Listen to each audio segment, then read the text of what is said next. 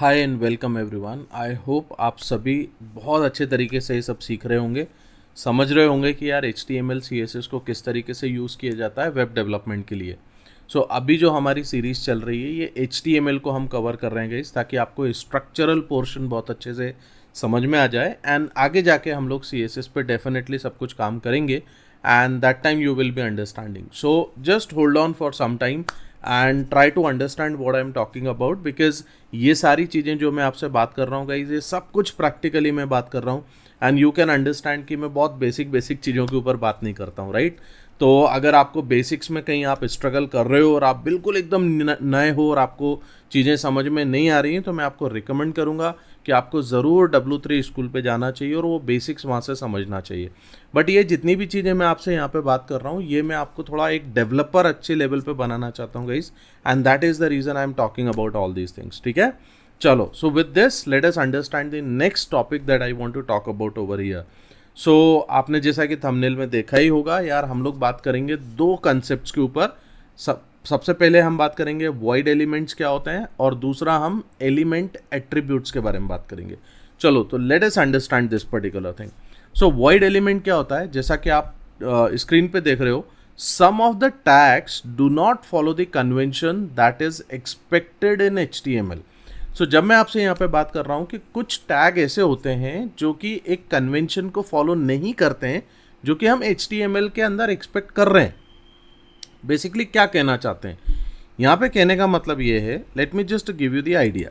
तो अगर मैं यहाँ पे एक और आपके लिए फाइल बनाता हूँ और इसको नाम दे देता हूँ मैं void element demo। ठीक है, अपन void element demo बना लेते हैं एंड यहाँ से देखो मैंने सिंपली एक HTML का ये बनाया हुआ है। यहाँ पे मैंने लिख दिया void element demo। अब आप यहाँ पे एक चीज़ समझने की कोशिश करोगे, यहाँ पे अगर आप HTML टैग को देखते हो तो यहाँ से देखो HTML का क्लोजिंग, HTML का ओपनिंग एंड HTML का क्लोजिंग। ठीक है, आपने अगर हेड को देखा तो देखो हेड का क्लोजिंग, हेड का ओपनिंग एंड हेड का क्लोजिंग। इसी तरीके से बॉडी का ओपनिंग, बॉडी का क्लोजिंग। यहाँ पे से आप देखो टाइटल का ओपनिंग एंड टाइटल का क्लोजिंग। आपने क्या इसमें कुछ एक चीज़ फॉलो करी, एक स्पेसिफिक चीज़, जैसे कि आप देखो मेटा का ओपनिंग आपको दिख रहा है, बट मेटा का क्या कोई क्लोजिंग दिख रहा है क्या आपको? नहीं दिख रहा गाइस, राइट। इसी तरीके से सबसे ऊपर यहाँ पे देखो डॉक टाइप, इसमें भी आपको क्लोजिंग नहीं है। Getting my point? Even I will come on this particular doc type वाला पोर्शन में, इस पर आऊँगा थोड़ी देर में, आपको इसके बारे में बात करूँगा। But if you can see this particular thing यार, कि यहाँ पे कुछ टैग ऐसे हैं जो बेसिकली ओपनिंग एंड क्लोजिंग रखते हैं, बट कुछ टैग ऐसे हैं जिनके पास में क्लोजिंग नहीं होती है, राइट। कुछ टैग ऐसे होते हैं जिनकी क्लोजिंग नहीं होती है। You can see this particular thing. इसी तरीके से आप यहाँ पे देखो, अगर मैं आपको कुछ और टैग दिखाता हूँ, जैसे फॉर एग्जाम्पल मैंने P टैग लिया, तो देखो P टैग का मेरे को ओपनिंग एंड क्लोजिंग होता है, राइट। तो मैं जैसे यहाँ लिख देता हूँ void element demo, ऐसा मैंने कुछ लिखा। अब आप यहाँ पे से एक चीज़ समझने की कोशिश करो, अगर मैं IMG टैग यूज़ करता हूँ तो देखो IMG का आपको यहाँ पे बेसिकली क्लोजिंग नहीं मिलेगा गाइस। यहाँ पे मैं ऐसा लिख देता हूँ टेस्ट इमेज। अब ये ऑल्टरनेट चीज़ भी क्या करने वाली है ये आपको बाद में समझ में आएगा। ये जो ALT लिखा हुआ है इसका क्या मतलब होता है, जब मैं इस प्रोग्राम को रन करूँगा या इस स्क्रिप्ट को अपन रन करेंगे, then you will get this particular idea. But यहाँ पे देखो कुछ और चीज़ दिखाता हूँ। सपोज मैं यहाँ पे BR टैग यूज़ करता हूँ, तो देखो BR का आपको क्लोजिंग मिला क्या? नहीं मिला।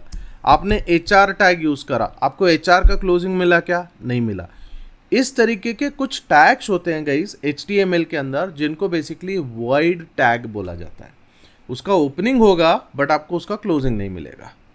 Are you getting my point? This is very important, right. अब ऐसा क्यों, इसको समझने की इतनी ज़्यादा डिटेल में जाने की ज़रूरत नहीं है, बट एटलीस्ट आपको ये पता होना चाहिए कि यार कुछ टैग ऐसे बनाए गए जिनका क्लोजिंग है, कुछ टैग ऐसे बनाए गए जिनका क्लोजिंग नहीं है, उनको अपन वॉइड टैग बोलते हैं। जब आप इसको रन करके देखोगे तो ऑब्वियसली आपको कुछ एक आउटपुट दिखेगा। BR का मतलब होता है लाइन ब्रेक, ठीक है। HR का मतलब होता है हॉरिजॉन्टल लाइन। इमेज का मतलब आपके पास में होता है कि यार हम एक इमेज डिस्प्ले करना चाहते हैं। Getting my point? तो इस तरीके से इसको बनाया जाता है गाइस। अब देखो यहाँ पे आप देखोगे कि सर जब अपन इसको लिख रहे थे उस समय पे तो ये अपने को बैक स्लैश नहीं आ रहा था, बट ऐसा क्यों आ रहा है? तो ये बेसिकली प्रिटियर एक्सटेंशन की वजह से है, ठीक है। सो आई होप आपको ये चीज़ भी समझ में आई होगी कि यार वॉइड टैग किसको बोलते हैं। इसको आप रन करके देखो बना के, then you will be getting the output कि यार ये किस तरीके से चलता है। But you should be aware about the void tag कि यार वॉइड किसको बोला जाता है। चलो, I think this is also done, right. अब एक और अपन ले लेते हैं, एट्रीब्यूट डेमो अपन बनाते हैं। एट्रीब्यूट HTML करके मैंने इसको बना दिया। So this is my attribute demo. अब देखो एट्रीब्यूट का यूसेज कहाँ पे है गाइज, ये समझना। तो यहाँ पे जैसे जब मैं आपको बताता हूँ कोई भी जो टैग होता है, जैसे आप देखो मेटा टैग आप देख रहे हो, तो मेटा के अंदर कुछ इन्फॉर्मेशन अपन पास कर रहे हैं। जैसे इसका नाम क्या होगा तो मैंने व्यू पोर्ट बता दिया, कंटेंट क्या होगा तो मैंने कंटेंट की कुछ डिटेल यहाँ पे मेंशन कर दी। तो आपको ये समझ में आ रहा है कि यार ये पर्टिकुलर टैग को डिस्क्राइब करने के लिए और कौन कौन सी चीज़ें हम इसमें यूज़ कर सकते हैं। तो मैं नेम कर सकता हूँ, कंटेंट कर सकता हूँ। इस तरीके से ये नेम और कंटेंट को बेसिकली एट्रीब्यूट बोला जाता है मेटा टैग का, ठीक है। इसी तरीके से आप देखो, जैसे अभी अपन थोड़ी देर पहले हम लोग एक पर्टिकुलर चीज़ के ऊपर काम कर रहे थे कि यार ब्लॉग का अपन ने एक एग्जांपल बनाया था, राइट। तो मैंने डिव एंड यहाँ पे मैंने इसको एक क्लास मेंशन करी थी और इसका नाम मैंने दे दिया था ब्लॉग। तो यहाँ पे ये जो क्लास है, class is what basically for this particular div section या जो भी अपन टैग बोलते हैं, इस टैग के लिए क्लास क्या है। Class is basically N attribute जो इस डिव सेक्शन को डिफाइन कर रही है कि यार ये पर्टिकुलर सेक्शन क्या करेगा। अब इसका बहुत इंपॉर्टेंस है। कई ऐसे हमारे पास में टैग होते हैं गाइस जिसमें मल्टीपल एट्रीब्यूट्स देखने को मिलते हैं।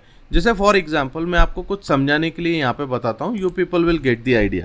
देखिए यहाँ पे इसको समझने के लिए will try to understand this particular thing in this way. देखो यहाँ क्या होता है गाइस, आप ऐसा इमेजिन करो कि आपके पास में एक फॉर्म होगा, ठीक है। फॉर्म के अंदर कुछ कुछ इन्फॉर्मेशन होगी। जैसे फॉर एग्जांपल मैंने बोल दिया कि यार फॉर्म के अंदर मेरे को यहाँ पे देखिए, फॉर्म के अंदर आपको हो सकता है कि यार यहाँ पे आप यूज़र का नेम लोगे तो नेम नाम से आपने ये बना लिया, ठीक है। आपको कॉन्टैक्ट नंबर लेना होगा तो आपने कॉन्टैक्ट नाम से ये बना दिया, राइट। यहाँ पे आपको ईमेल लेना है तो आपने ईमेल नाम से ये बना दिया। ये हमारे पास में लेबल हो गए, ठीक है। अब देखो मैं आपको कुछ चीज़ समझाने की कोशिश कर रहा हूँ गाइस, ध्यान से इसको समझना, it's very very important concept. अब देखो ये मेरे पास में टेक्स्ट बॉक्सेस बने हुए हैं, ठीक है। ये मेरे पास में टेक्स्ट बॉक्सेस बने हुए हैं। मल्टीपल एट्रीब्यूट्स का यूज़ कहाँ पे होता है वो मैं आपको बताना चाहता हूँ। अब देखो मैं ऐसा कुछ करना चाहता हूँ, मैं यहाँ पे सपोज इसको ऐड करके यहाँ पे से इसको ऐड करने का काम करूँगा। बट मैं ऐसा कुछ करना चाहता हूँ कि यार ये जितने भी टेक्स्ट बॉक्सेस होंगे इन सब टेक्स्ट बॉक्सेस की एक कॉमन कुछ एक स्टाइलिंग मेरे को क्रिएट करना है। तो जब मैं कॉमन स्टाइलिंग क्रिएट करूँगा इन सब के ऊपर, तो लेट्स से फॉर एग्जांपल इस पर एक एट्रीब्यूट मेरे को लगेगा which is basically a class. तो मेरे को ये क्लास इन सब के ऊपर डिफाइन करना पड़ेगी which is going to be a common class. Getting my point.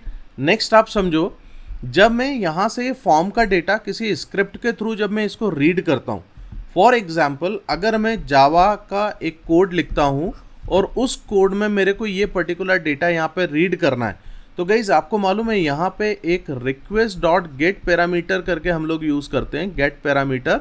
इसके थ्रू बेसिकली आप ये डेटा पढ़ते हो। बट ये गेट पैरामीटर कौन सा डेटा रीड करेगा, ये बेसिकली क्या चीज़ रीड करने वाला है। तो ये जितने भी टेक्स्ट बॉक्सेस होते हैं ना, इनके ऊपर एक एट्रीब्यूट होता है जिसको अपन बोलते हैं नेम एट्रीब्यूट। तो नेम के अंदर जो भी आपने देके रख रखा होगा ये उस पर्टिकुलर चीज़ को रीड करने का काम करेगा। सो फॉर एग्जांपल फर्स्ट वाला जो टेक्स्ट बॉक्स है उसमें तुमने नेम दे के रख रखा हुआ है, तो नेम के थ्रू जो वैल्यू यहाँ पे होगी वो वैल्यू आप यहाँ पे रीड करोगे। Getting my point. इसी तरीके से कॉन्टैक्ट, इसी तरीके से ईमेल वाला लेंगे। अब देखो एक और यूज़ केस बताता हूँ। जब हम यहाँ पे से फ्रंट बैक एंड से लेट्स से फॉर एग्जांपल मैं कोई एक ऑब्जेक्ट यहाँ पे सेंड करता हूँ। सपोज मैंने यहाँ पे बोल दिया कि यार ये मेरे पास में पर्सन है, तो मैंने यहाँ पे से एक पर्सन का ऑब्जेक्ट यहाँ पे पूरा का पूरा ये ऑब्जेक्ट मैंने यहाँ पे सेट किया।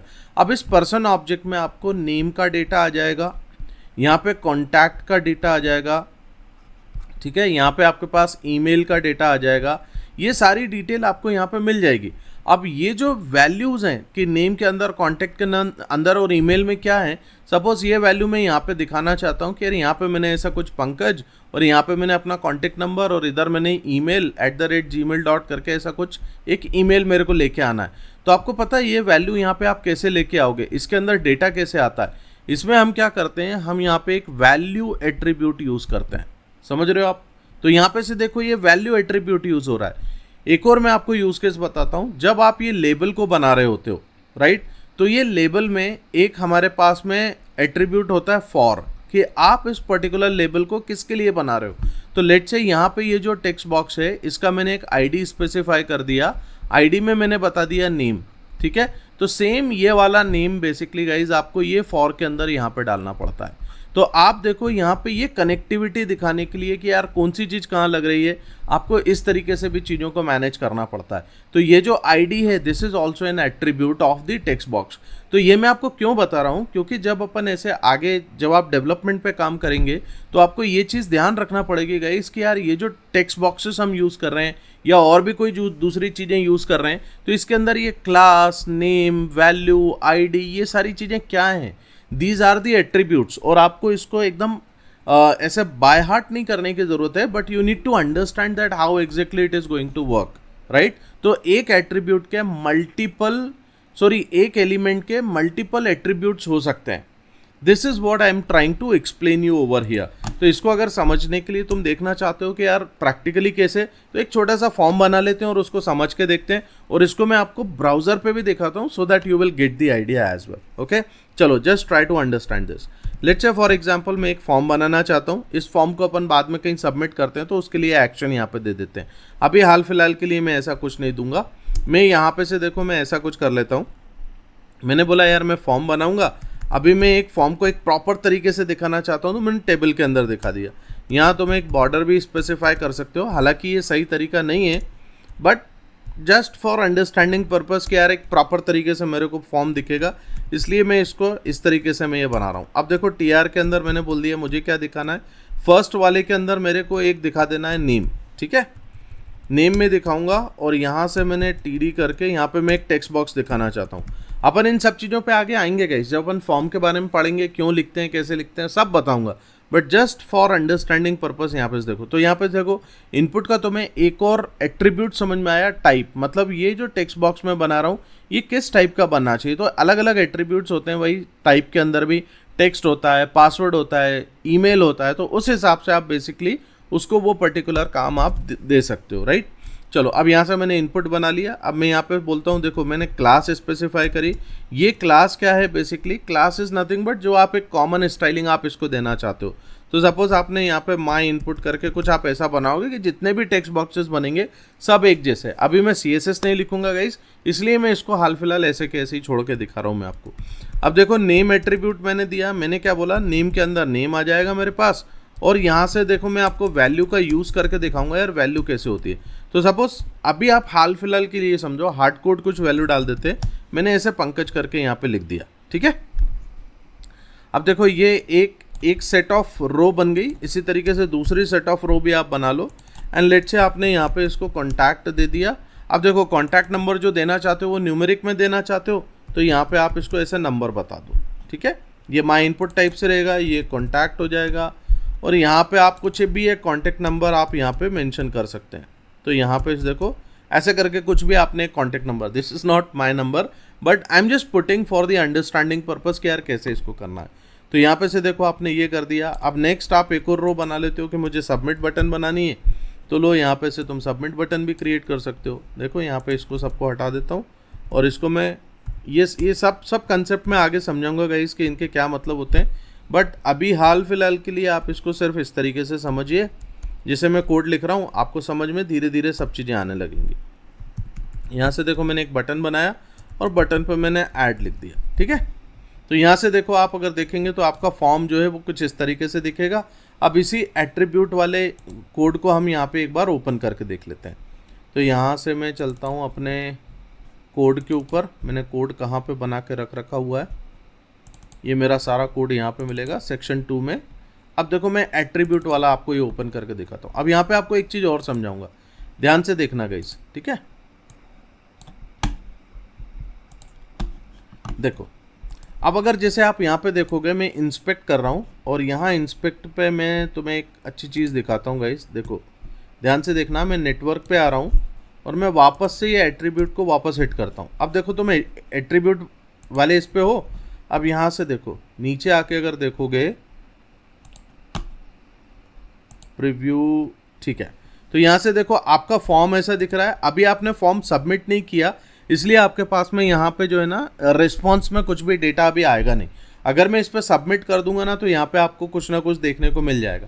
बट आप देखो यहाँ पे आपको ये सारी चीज़ें दिख रही हैं। प्लस आप अगर एलिमेंट पे आओगे तो आप एक एलिमेंट को आप ओपन करके देखो। ये देखो फॉर्म का एलिमेंट हुआ, टेबल हुआ, इसके अंदर ये मैंने रो बनाई हुई थी। अब आप देखो ये जो है इसमें देख रहे हो आप इनपुट बॉक्स जो बना, इसके अंदर देखो type, class, name and value के अंदर ये पंकज आ रहा है।